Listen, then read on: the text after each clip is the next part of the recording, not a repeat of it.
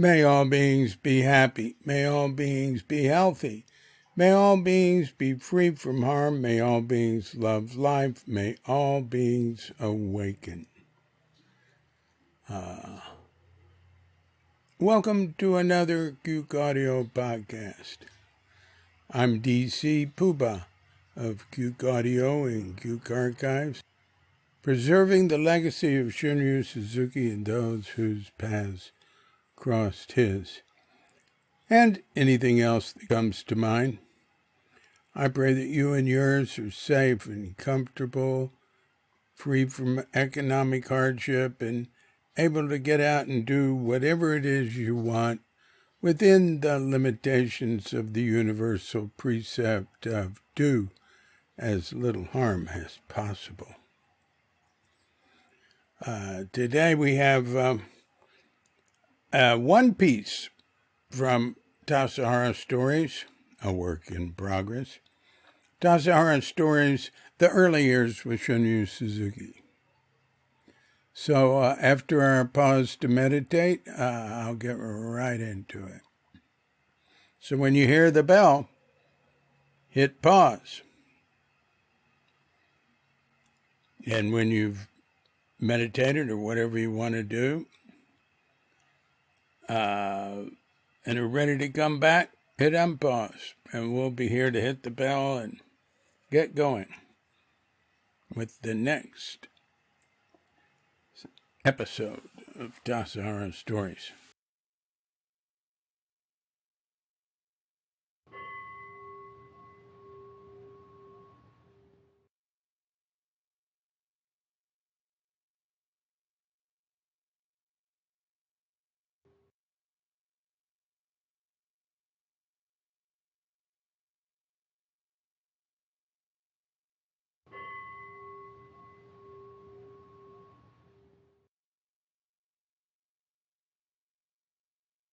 Tatsugami. Sotan Tatsugami.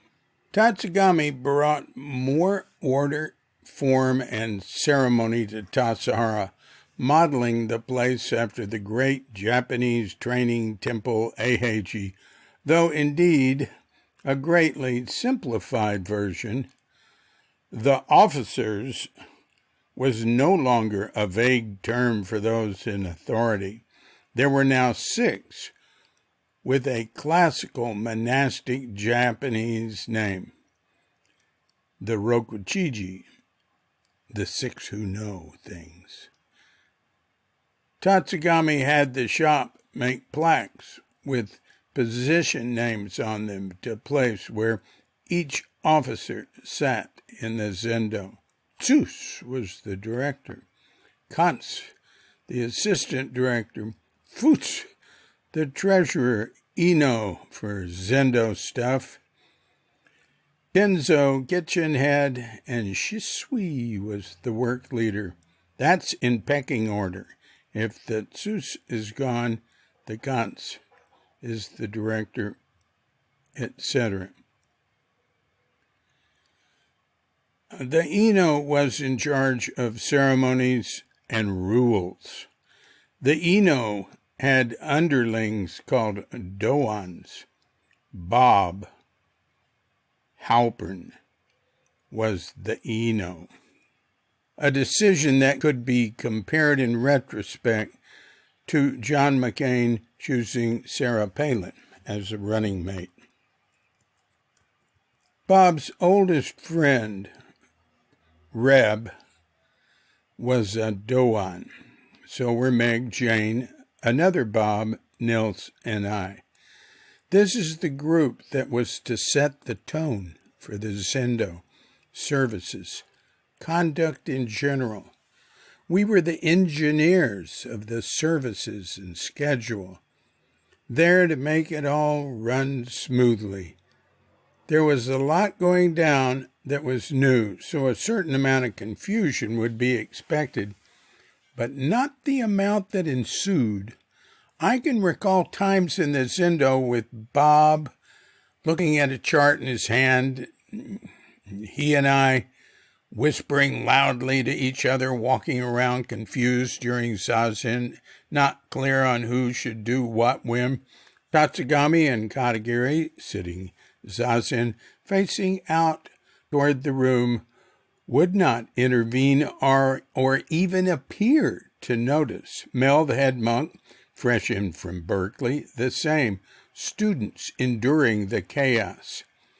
Tatsugami went over with us how to use the kyosaku, the stick, and how to receive it, and Bob instructed those who carried it, a task shared by a number of students. Bob also demonstrated one way to receive it. One morning, Lou Musto was carrying the kyosaku. He rested it on Bob's right shoulder. Rather than put his hands in gasho and lean to the left, as is customary, Bob turned his head slightly and growled, "I wasn't sleeping." People who are nodding in zazen often think that because they're in an in-between stage.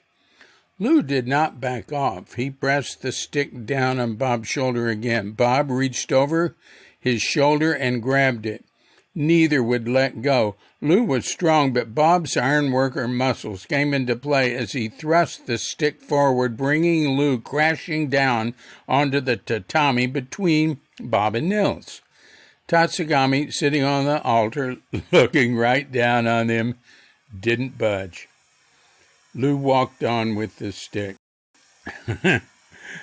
Tatsugami had been the Ino at Eiheiji for 13 years. This was the area he put the most energy into.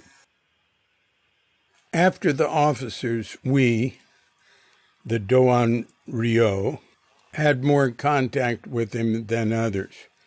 Right away, we were getting trained by him in how to chant, ring bells, drum the wooden fish mukugyo, strike the oak board han and brass umpan, meeting with him hour after hour, day after day. "From the hara," he'd say in Japanese, and pat his stomach. "Not the head." "Don't sing," he admonished me in chanting practice. He'd demonstrate. I'd try. He'd shake his head. We were to go onto the hillsides to practice chanting, bellowing out the ancient Japanese lines. I thought of Demosthenes, who plied his oratory over the roar of the waves with pebbles in his mouth. Striking the bells and other instruments that punctuated our ceremonies and daily schedule was equally demanding. "Spirit of a flea," he scoffed when I first tried the wide brass bell with the deep sound used in service. Not only Katagiri, but Dan, too, would translate for many of these meetings. Dan was Tatsugami's jisha, personal attendant. He'd studied Japanese in Hawaii and then lived a year and a half in a Rinzai Japanese temple right out of high school. He had a good sense of how to do all these things. Dan did everything well. To me, he was the Eagle Scout student, always applying himself 100%, but never judgmental with others, driven, exemplary. All the Doans did their best, but Reb was the most enthusiastic and exacting student of Tatsugami's. He got a tape of Tatsugami chanting and spent extra time in the hills honing his voice to as close to Tatsugami's as he could. I remember when Bob introduced us in '68, Reb was sitting full lotus with a slightly crazed look of fierce determination. I always said that from the day he arrived that he was an older student than either of us. Reb said that Tatsugami taught him the craft of chanting and ceremony, and that Suzuki worked with that, taught the subtlety and nuance. The Doan tasks had plaques that rotated. The kokyo would lead the chanting. The person with the doan plaque hit the bells. The tenkan hit the mokugyo and densho bell outside, but the tenkan's main job was to check attendance. The officers had always paid attention to who showed up, and people would be talked to if there was a pattern. In a small community like that, most of us would know who was there or not, but now it was codified. On the bright side, only one person now had to think about this in the zendo. Attendance was taken for each zazen by the tenkan with clipboard in hand. If someone wasn't there, the tenkan would go to their room to see if they were ill, bring meals on a tray if they were, and urge them to get to the zendo if they weren't. The abbot and officers were presented with a tenkan report at morning tea. Having someone in black robes standing with a list checking to see who's there and not was a bit much for some, especially if it was someone in black robes standing at their door looking down on them in their sleeping bag. Tatsugami had a few students at a time for tea. No one excluded. He'd write down their names and ages and ask how long they'd been practicing. One of Suzuki's earliest students, Paul Alexander, was at a tea. Tatsugami wrote his age, 53, one of the oldest there. Asked how long he'd practiced. Paul said 10 years. 10 now is no big deal, but 10 then was a rarity. Tatsugami said Paul's practice must be very good, to which, truly humble, Paul replied, "No, it's going backwards." Cheryl Hughes was a quiet redhead. At her first practice period, she'd first gotten turned on to Zen reading Alan Watts' The Way of Zen, and had decided to go to Tassajara because psychic Anne Armstrong told her to. At a tea with students, he asked each person to tell what had brought them there. Everyone had such impressive reasons. The person before her talked about the role of his sumi brush practice. Cheryl was last and thought, Alan Watts and a psychic. He's going to kick me out. "Oh, I don't know," she said. "That's the right answer," Tatsugami responded. "I don't know" is closest. That's also the answer and response from the master to a famous old Zen story, Shunryu Ryoku, Book of Equanimity, Case 20. I enjoyed time spent with Tatsugami at teas in his room in Dokusan, the private interview, awfully relaxed in those.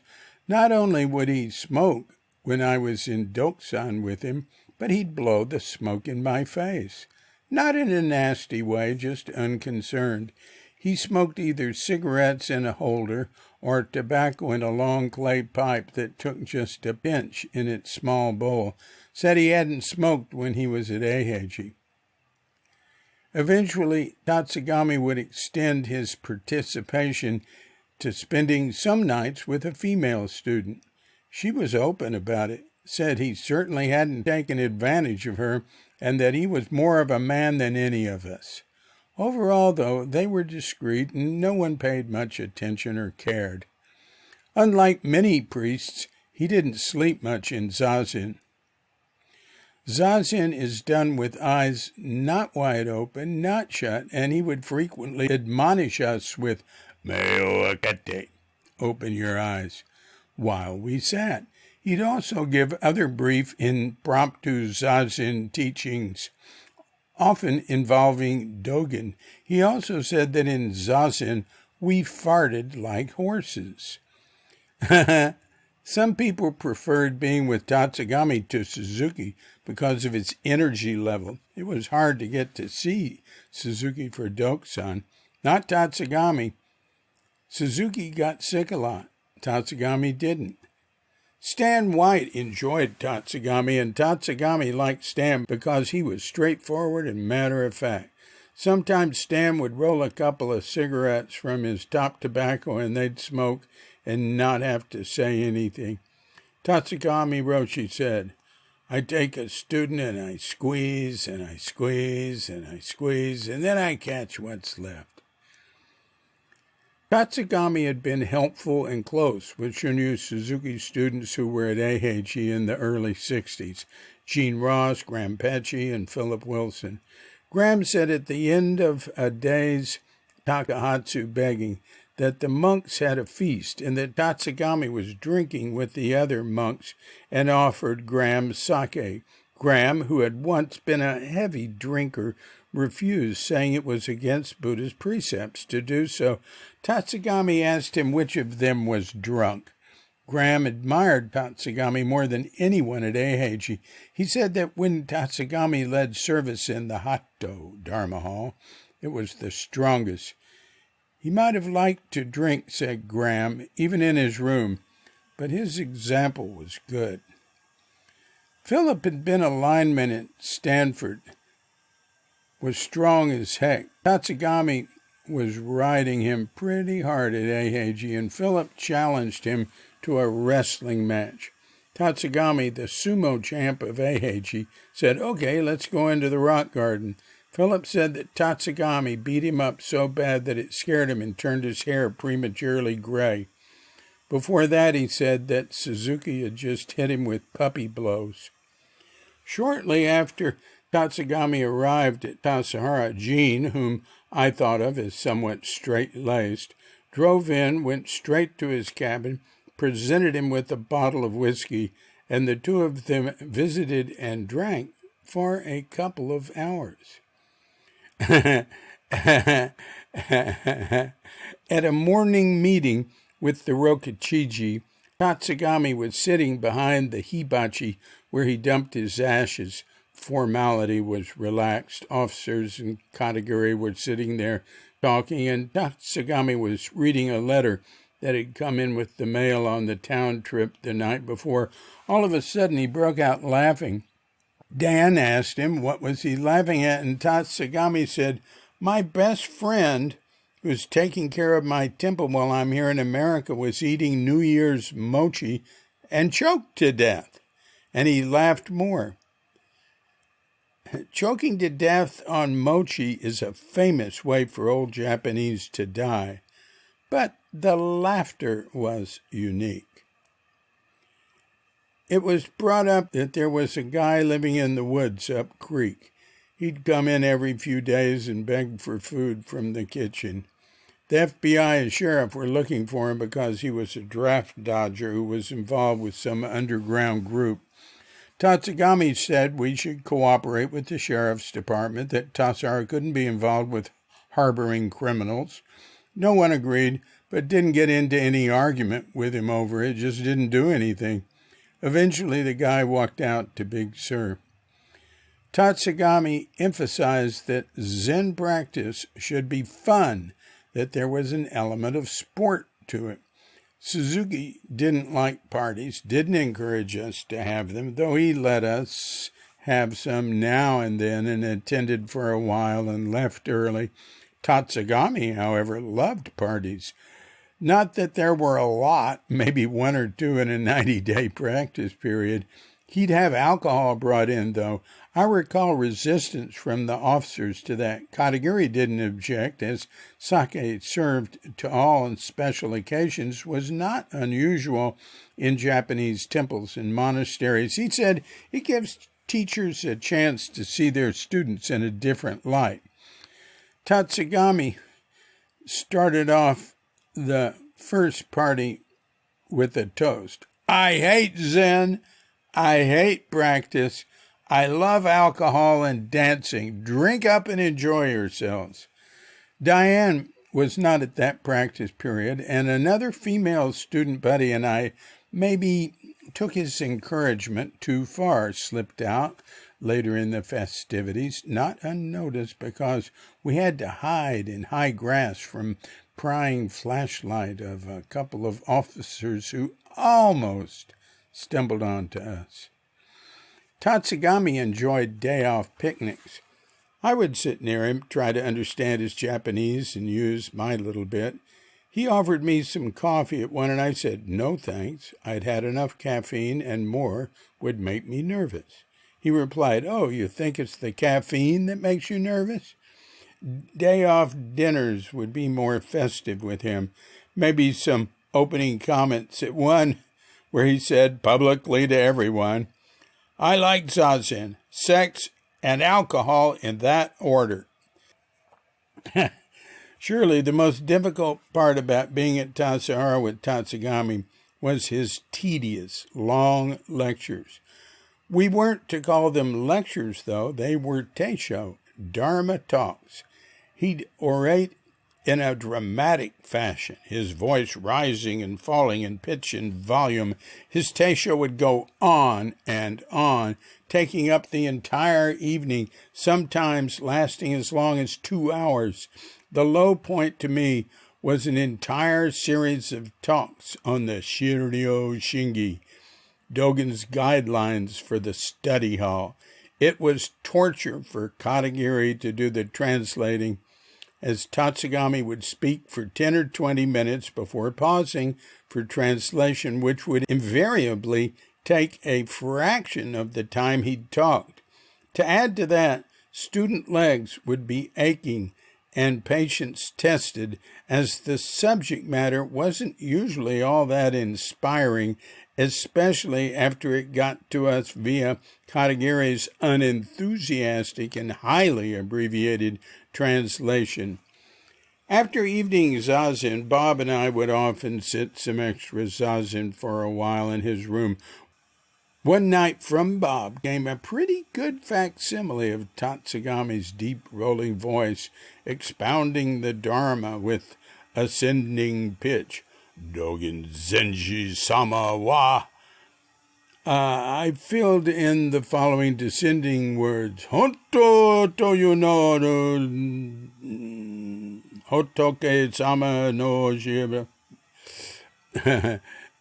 In his oratorical style. Then we'd start laughing, and someone on the other side of the single board thick wall would bang on it to let them sleep. Katagiri was not fond of Tatsugami, his style, attitude, or policies, but he bore it stoically and did his duty, as we almost all did. Alan Marlowe didn't.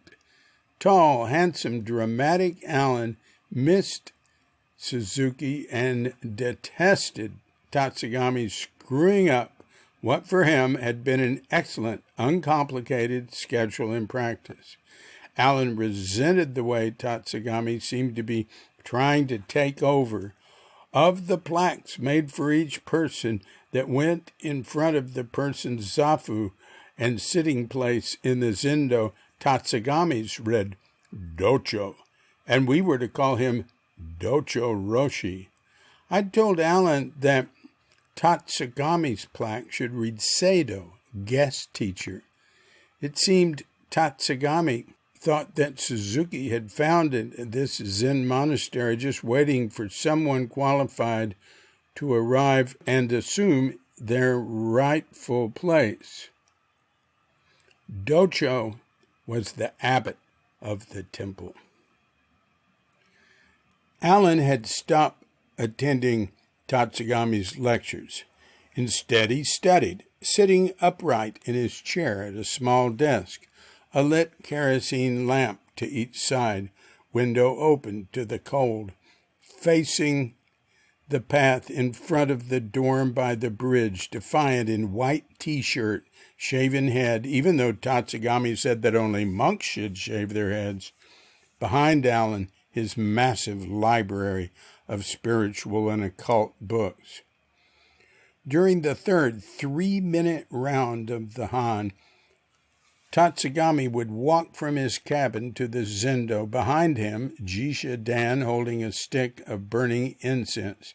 Tatsugami would walk right past Alan in his illuminated obviousness. He paid no attention to Alan's boycott, which he was allowed to continue for the entire practice period. We learned Suzuki was to visit and check things out for 2 days. He'd be staying for one night. The students were as excited as kids who'd been at camp for the first time and learned their parents were coming to visit. Tatsugami announced to the officers that in honor of Suzuki's visit, he would give a special lecture. Dead silence. No way that was going to happen. The officers suggested that the students miss their primary teacher and would want to hear him lecture. Tatsugami tried to throw his weight in the matter, but he met a solid wall of resistance and gave up. Suzuki arrived in the afternoon, offered incense in the zendo, and paid a visit to Tatsugami. They went to the baths together. When the bell for evening service began, both prepared to lead it. Seems like that would have been worked out beforehand, but it wasn't, because they clearly had different ideas as to who should do it. On the third round, when the doshi, priest to lead the service, walks to the zendo, both did so. Suzuki went down the right aisle, the one customarily used, with his jisha behind holding the incense. Tatsugami went down the left aisle, speeding up some. They met at the single step in the middle, brawny Tatsugami and diminutive Suzuki. Slightly pushing Tatsugami over, Suzuki moved to the center and stepped up to stand before the altar. Tatsugami went up and to the left. Suzuki gave the talk that night in which he praised and thanked Tatsugami for his great effort and training, led service the next morning, and departed after some meetings. There was never a word spoken in those meetings about this power struggle. What was Tatsugami's proper role, and what was Suzuki's? The time came for the 7 days sesshin at the end of the practice period. It was no surprise that Tatsugami had some changes in mind. More zazen, as usual, arise earlier for a 4 a.m. first period, bed at 10, an abbreviated morning service, a lecture in the afternoon, dokusan interviews throughout, rather than simpler, less rich food, which we were used to. Tatsugami said that we needed plenty of the best food to fuel our enormous effort those 7 days, so there was more cheese and special tempura meals. He eliminated the hour-and-a-half afternoon work period and the bath time for men. Women, he said, had more odors, so they got to go to the baths 2 times that week. Tatsugami, of course, had never been in a mixed monastic setting. Nobody had. So he was just going by his mindset. He wouldn't let women hit the fat, dark brown mokugyo. When I'd kneeled before it, it was wider than I and up to my chest. The mallet was the size of a baseball bat with a heavy pad on the end. It was the drumbeat of the chants, which could get going pretty fast. He said women were too weak to do that. That lasted till Louise stood up to him and said she was bigger than he was. Bigger than most men at Tassajara.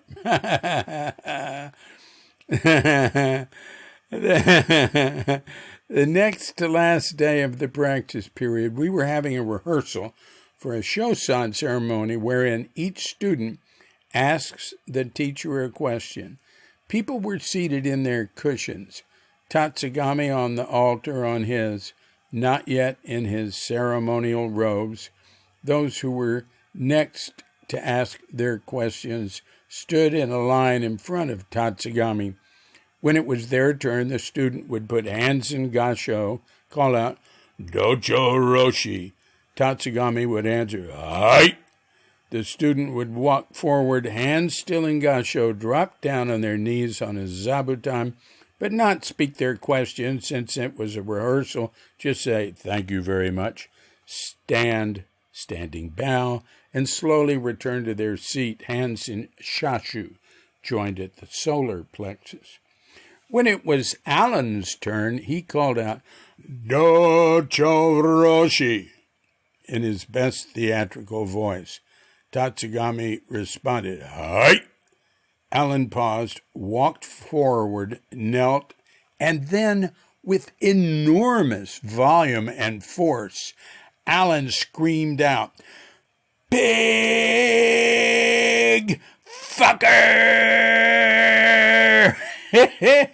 loud enough to seem to reverberate beyond our valley, almost uprooting trees on the slopes, frightening birds to fly off, rodents to descend into their burrows.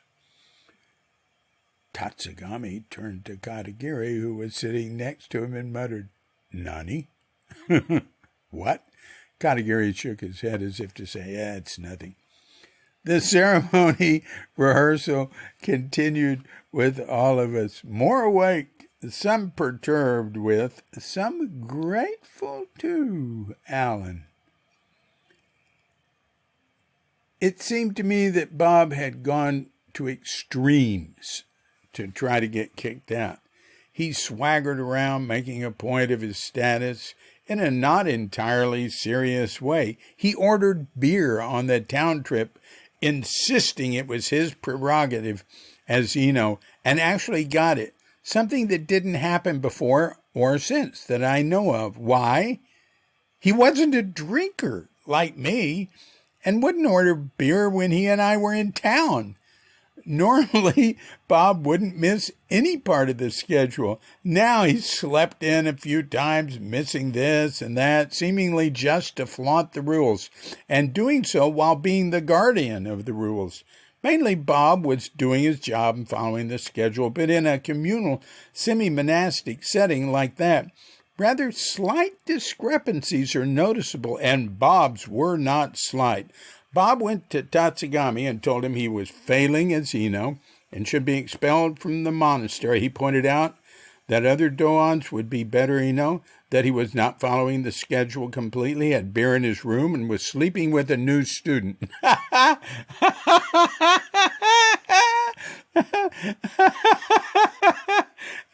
Tatsugami told him that he was the Eno and that he would fulfill his obligation this term. He told Bob that he had a friend like Bob, and eventually it was concluded that the only hope for his friend was neurosurgery. That was perfect. Really got to, Bob. The city-centered dining room was full of students and guests at a dinner in honor of Tatsugami the night before he returned to Japan after his first practice period. Suzuki invited him to come back to lead the fall practice period, and he'd accepted. There was already a waiting list of students who wished to attend. Some, like Alan, had no desire to, but many were eager. I was. Bob, Reb, Suzuki, Katagiri, and I, among others, sat at the table with the guest of honor. No alcohol, lots of laughter. Tatsugami seemed to have held none of Bob's antics against him, was playful and friendly, equally with all of us. The talk turned to what people's positions would be in the fall practice period. People were making serious and silly suggestions for others and themselves. It all took time because of translation. I suggested Reb as Eno and myself as dishwasher, which got a laugh, though I wished that position still existed. Bob said he'd like to try being the work leader. Tatsugami looked at him and said something. Pause. Katagiri translated. He says you won't be coming to the next practice period. That got a laugh too, one that tapered off quickly. Tatsugami did 3 practice periods. His lectures might have been long and tedious, but we learned a great deal from them in time, especially when Yoshimura joined us in the fall and started translating from one of Tatsugami's lectures. In Fukanza Zingi, Dogen Zenji asks, "How do you think the unthinkable?" Dogen himself answers, saying that you should throw away everything. This means that you should go directly forward without looking backwards or forwards, towards the left or towards the right. What will happen if you plunge into doing something, eliminating everything? Dogen Zenji states that no matter what you are about to do, throwing away everything should be the basic attitude towards life. I recall Tatsugami's emphasis on Dogen's teaching of Meimitsu no Kafu, tightly woven family wind, which meant way of careful attention to details. He paid careful attention to the students as well as the form. Much of what he introduced is not there anymore. No Sanpachi Nenzu or Fukanza Zingi translated at evening zazen. Not so many Japanese names. Haven't heard of any apology ceremonies in a long time. But the essence of what he brought that harmonized with Suzuki's way is embedded in the daily life there. Tatsugami thought that he was now the abbot of Tassajara for life, but he wasn't invited back after his third tour in the winter of 71. It wasn't because he wasn't appreciated. His contribution was complete. No one owns Tassajara, not him, not Suzuki.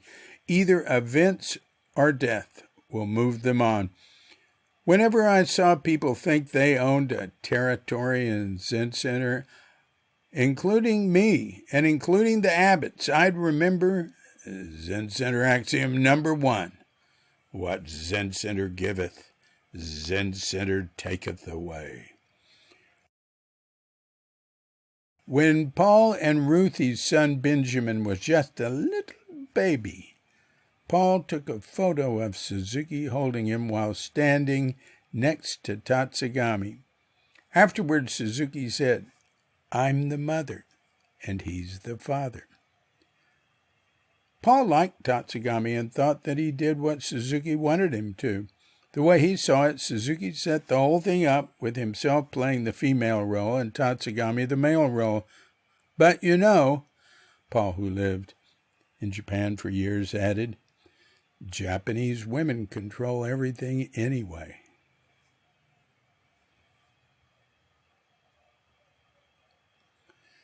This has been a Cuke Audio podcast.